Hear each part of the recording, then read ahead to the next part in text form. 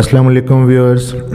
Pregnancy conceive कर लेना किसी भी खातून के लिए एक बहुत ही खुश आइंद बात होती है और हमल ठहर जाने के बाद बहुत सारी तब्दीलियां आपके जिस्म के अंदर वकूफ़ पज़ीर होती हैं और इन तब्दीलियों की वजह से आपके अंदर कुछ अलामात ज़ाहिर होती हैं। तो डियर मदर्स, किसी भी खातून के लिए, स्पेशली नई बनने वाली माओं के लिए ये डिसाइड करना काफ़ी मुश्किल हो जाता है कि जो अलामात उनके अंदर ज़ाहिर हो रही हैं वो नॉर्मल हैं या उन्हें डॉक्टर से कंसल्ट करना चाहिए। नॉर्मल अलामात प्रेगनेंसी के अंदर कौन कौन सी होती हैं ये पहले हम एक वीडियो में डिस्कस कर चुके हैं, उनका जानना भी आपके लिए बेहद ज़रूरी है। लिंक ऊपर आई बटन में और नीचे डिस्क्रिप्शन में मौजूद है, आप देखना चाहें तो देख सकते हैं। बाज़ औक़ात हमल के अंदर पेचीदगी होने की वजह से कुछ ऐसी ख़तरनाक अलामात भी ज़ाहिर हो सकती हैं जिनको किसी भी सूरत आपको नज़रअंदाज नहीं करना चाहिए और इन डेंजरस साइंस ऑफ प्रेगनेंसी के बारे में नॉलेज रखना भी आपके लिए बेहद ज़रूरी है। अगर आप माँ बनना चाहती हैं या माँ बनने वाली हैं तो इन अलामात का आपके अंदर ज़ाहिर होना आपके लिए और आपके होने वाले बेबी के लिए ख़तरनाक साबित हो सकता है और आपको ऐसी सूरत में फ़ौरन अपने डॉक्टर से अपॉइंटमेंट लेनी चाहिए। तो आज की इस वीडियो में हम डिस्कस करेंगे हमल के दौरान ज़ाहिर होने वाली इन्हीं ख़तरनाक अलामात के बारे में। मेरा नाम है डॉक्टर ताहिर और आप देख रहे हैं डॉक्टर हेल्पिंग हेल्थ। अगर आप चैनल पर नए हैं तो सब्सक्राइब कर लीजिए और बेल आइकन को दबाकर ऑल पर प्रेस कीजिए ताकि मज़ीद ऐसे इंफॉर्मेटिव वीडियोज़ आप तक पहुंच सकें। तो प्रेगनेंसी के अंदर सबसे पहला जो वार्निंग साइन है वो है ब्लीडिंग ड्यूरिंग प्रेगनेंसी, यानी हमल के दौरान खून का आना। ब्लीडिंग चाहे हमल के इब्तदाई दिनों में हो, दरमियान में हो या आखिरी ट्राइमेस्टर में हो, इसको ख़तरनाक ही समझा जाता है। प्रेगनेंसी के दौरान ब्लीडिंग का होना, इसकी मुख्तलिफ़ वजूहात हो सकती हैं। अगर फर्स्ट ट्राइमेस्टर में यानी हमल के पहले 3 माह में किसी भी टाइम आपको हैवी ब्लीडिंग शुरू हो जाती है, साथ में पेट के अंदर दर्द है और ऐसे क्रैम्प्स शुरू हो जाते हैं जिस तरह पीरियड्स के दौरान होते हैं और आपको बहुत ज़्यादा नकाहत महसूस होती है और ऐसा लगता है जैसे अभी आप फेंट हो जाएंगी, तो ये सारी अलामात एक्टोपिक प्रेगनेंसी की हैं। एक्टोपिक प्रेगनेंसी एक एबनॉर्मल प्रेगनेंसी होती है। नॉर्मली यूट्रस यानी बच्चेदानी के अंदर हमल ठहरता है, लेकिन अगर यूट्रस से बाहर किसी भी जगह हमल ठहरता है जैसा कि फ्लोपियन ट्यूब्स के अंदर, तो ये एक्टोपिक प्रेगनेंसी कहलाती है।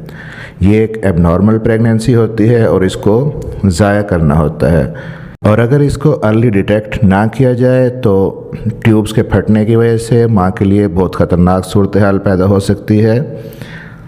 तो पहले 3 माह या चौथे माह के शुरू में अगर हैवी ब्लीडिंग होती है तो ये एक्टोपिक प्रेगनेंसी के अलावा मिस कैरेज की अलामत भी हो सकती है। और अगर थर्ड ट्राइमेस्टर में यानी हमल के आखिरी 3 माह के अंदर ब्लीडिंग होती है और साथ में पेट में दर्द की शिकायत है तो ये प्लेसेंटल एब्रप्शन की वजह से हो सकता है, यानी जो आंवल है जिसके ज़रिए बच्चा यूट्रस के साथ अटैच होता है वो आंवल अपनी जगह से उखड़ना शुरू हो जाती है जिसे प्लेसेंटल एब्रप्शन कहा जाता है। तो हमल के दौरान किसी भी वक्त ब्लीडिंग का होना एक सीरियस अलामत है और फ़ौरन अपने डॉक्टर से कंसल्ट करना चाहिए। नंबर 2 पे है जी सीवियर नाज़िया एंड वोमिटिंग, शदीद उल्टी और मतली का होना। दूसरी जो ख़तरनाक अलामत प्रेगनेंसी के अंदर हो सकती है वो है उल्टी और मतली का शिद्दत इख्तियार कर लेना और जारी रहना। हमल के शुरू के 12 हफ्तों में उल्टी मतली का होना नॉर्मल माना जाता है। इसे मॉर्निंग सिकनेस भी कहा जाता है, लेकिन अगर ये मॉर्निंग सिकनेस बहुत शिद्दत इख्तियार कर ले तो इसे हाइपर एमेसिस ग्रेविडारम कहा जाता है। इसके अंदर दिन में 4 बार या इससे भी ज़्यादा वॉमिटिंग होती है, मुस्तकिल मतली की शिकायत रहती है, भूख ख़त्म हो जाती है, कुछ भी खाया पिया अंदर नहीं ठहरता और डिहाइड्रेशन की वजह से हामला खातून शदीद कमज़ोरी, नकाहत, गुनूदगी और चक्कर महसूस करती है। और जो हेल्दी वेट गेन होना होता है प्रेगनेंसी के अंदर, तो वेट गेन होने की बजाय उल्टा 10 पाउंड तक वज़न कम हो सकता है इस नाज़िया और वॉमिटिंग की वजह से। तो ये सारी सिचुएशन अगर पैदा हो जाती है तो इसको नॉर्मल नहीं लेना चाहिए, फ़ौरन अपने डॉक्टर से कंसल्ट कीजिए। आपको कुछ मेडिसिन एडवाइस की जा सकती हैं और डिहाइड्रेशन को ठीक करने के लिए आपको आईवी फ्लूइड्स यानी ड्रिप्स लगाई जा सकती हैं। तीसरी जो ख़तरनाक अलामत है हमल के अंदर वो है बेबी मूवमेंट्स यानी फीटल मूवमेंट्स का कम हो जाना, बच्चे की हरकत का कम हो जाना। अगर आपके बच्चे की हरकत पहले ज़्यादा थी और अब एकदम कम हो गई है या ख़त्म हो गई है तो ये बहुत ही इम्पोर्टेंट वार्निंग साइन है। नॉर्मली बच्चे की मूवमेंट कम ज़्यादा होती रहती है, बीच में स्लीप पैटर्न्स भी आते हैं, लेकिन अगर आपको ऐसा लगे कि आपके बच्चे की हरकत पहले जैसी नहीं है तो आप ठंडा पानी पीजिए या कुछ खा लीजिए और फिर रिलैक्स होकर करवट पर लेट जाएं और तकरीबन 2 घंटे तक आप लेटे रहें और बच्चे की हरकत को महसूस करें और काउंट करने की कोशिश करें। अगर आपको 2 घंटे के अंदर 10 बार या इससे ज़्यादा बच्चे की किक्स यानी मूवमेंट्स काउंट होती हैं तो बिल्कुल ठीक है, और अगर कम है तो फ़ौरन डॉक्टर को दिखाएं। तो नंबर 4 पे है जी पाँव और टांगों की सूजन, दर्द और रंगत का तब्दील हो जाना, या जिसे डीवीटी डीप वेन थ्रोम्बोसिस भी कहा जाता है। थोड़ी बहुत स्वेलिंग पाँव पर या टांगों पर हमल के दौरान हो जाती है, लेकिन अगर आप नोट करती हैं कि स्वेलिंग पाँव पर या टांगों पर बहुत ज़्यादा है और साथ में दर्द भी है, या स्वेलिंग एक तरफ ज़्यादा है और एक तरफ कम है, या स्वेलिंग के साथ आपकी लेग्स का कलर चेंज हो रहा है, तब आप अपने डॉक्टर से कंसल्ट लाजमी करें, क्योंकि ये ख़तरनाक अलामत हो सकती है। प्रेगनेंसी के अंदर चूँकि ब्लड क्लॉटिंग ज़्यादा होती है तो बहुत सारी ख़वातीन को, स्पेशली जिनका वज़न ज़्यादा हो, डीवीटी यानी डीप वेन थ्रोम्बोसिस बनने का ख़तरा होता है। तो नंबर 5 पे एक मेडिकल कंडीशन है जिसे प्री इक्लेम्पशिया कहा जाता है। इस कंडीशन को आप गौर से समझिए, क्योंकि ये एक इंतहाई ख़तरनाक कंडीशन है और अगर प्री इक्लेम्पशिया में कन्वर्ट हो जाए तो जानलेवा भी हो सकता है। तो इसकी अलामात क्या होंगी?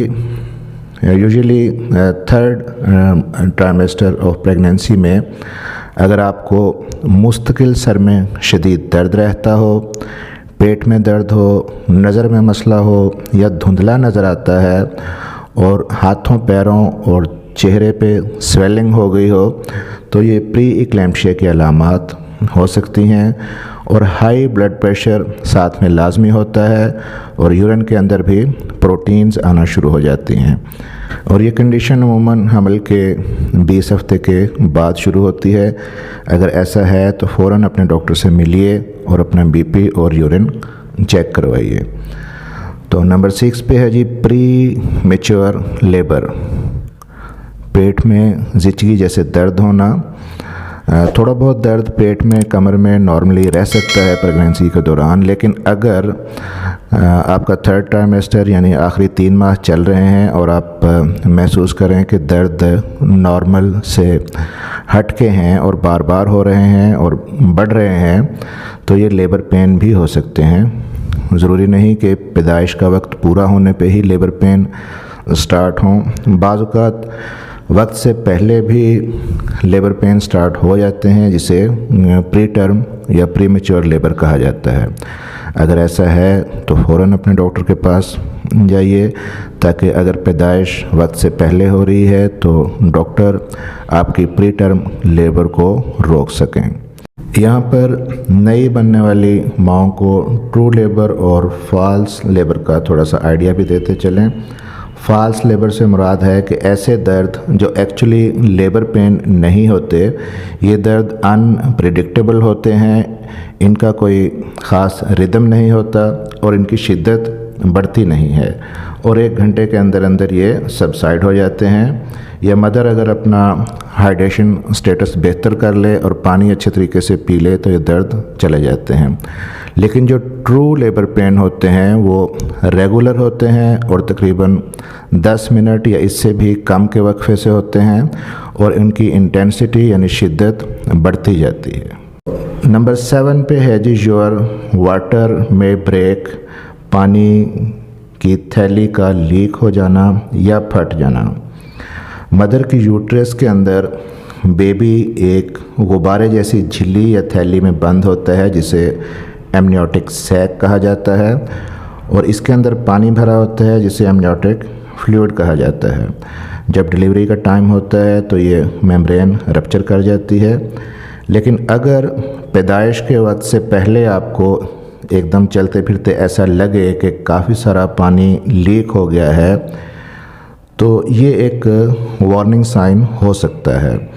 लेकिन बाज़ औक़ात ऐसा होता है कि प्रेगनेंसी की वजह से यूट्रस का साइज़ चूँकि बढ़ जाता है, उससे मसाने के ऊपर प्रेशर पड़ता है और यूरिन भी खुद ब खुद लीक हो जाता है।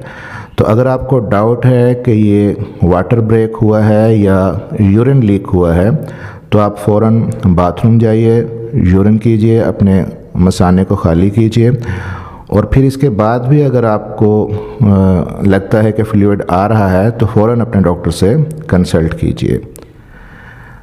नंबर 8 पे जो वार्निंग साइन है वो है जी फीवर यानी बुखार का होना, साथ में पेशाब में जलन, दर्द और कमर दर्द का होना। अगर आपको कभी कभार थोड़ा बहुत बुखार फीवर है तो कोई परेशानी की बात नहीं है, आप सिंपल पैनाडॉल ले सकती हैं। लेकिन अगर आपका टेम्परेचर 100 से ज़्यादा है और मुस्तकिल रहता है तो आपको इग्नोर नहीं करना चाहिए। हो सकता है कि गले का इन्फेक्शन हो कोई, या खुदा न खास्ता मलेरिया हो या टाइफाइड हो सकता है। और अगर साथ में पेशाब में दर्द और जलन है और कमर में भी दर्द है तो आपको यूरिनरी ट्रैक इन्फेक्शन यानी यूटीआई भी हो सकता है। तो नंबर 9 वार्निंग साइन जो है वो है इचिंग यानी ख़ारिश का होना।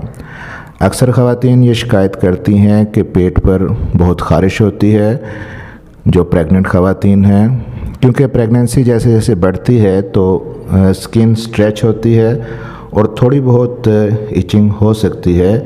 लेकिन अगर आपको सारी बॉडी पर बहुत ज़्यादा इचिंग होने लगे तो लाजमी डॉक्टर को दिखाएं, क्योंकि बाज़ औक़ात प्रेगनेंसी के अंदर जिगर की एक बीमारी हो जाती है जिसे कोलिस्टेसिस ऑफ लीवर कहा जाता है।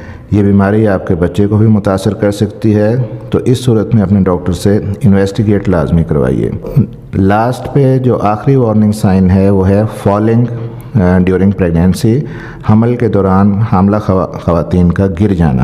यानी अगर आप प्रेग्नेंट हैं और घर के अंदर काम काज करते हुए सीढ़ियों से या पाँव स्लिप होने से या खुदा न खास्ता किसी भी एक्सीडेंट की वजह से आप गिर जाती हैं तो इसे लाइटली ना लें, फ़ौरन अपने आप पर ध्यान दें और देखें कि कहीं चोट डायरेक्ट पेट पर तो नहीं लगी, वाटर तो ब्रेक नहीं हो गया या ब्लीडिंग तो शुरू नहीं हो गई, या फिर पेट में और पेल्विक एरिया में शदीद दर्द तो नहीं हो रहा। और अगर सब कुछ ठीक है फिर भी अपने डॉक्टर को एक बार चेक लाजमी करवा लीजिए। वीडियो अच्छी लगी हो तो लाइक कीजिएगा, शेयर कीजिएगा, चैनल को सब्सक्राइब ज़रूर कीजिएगा और अपना ख्याल रखिएगा।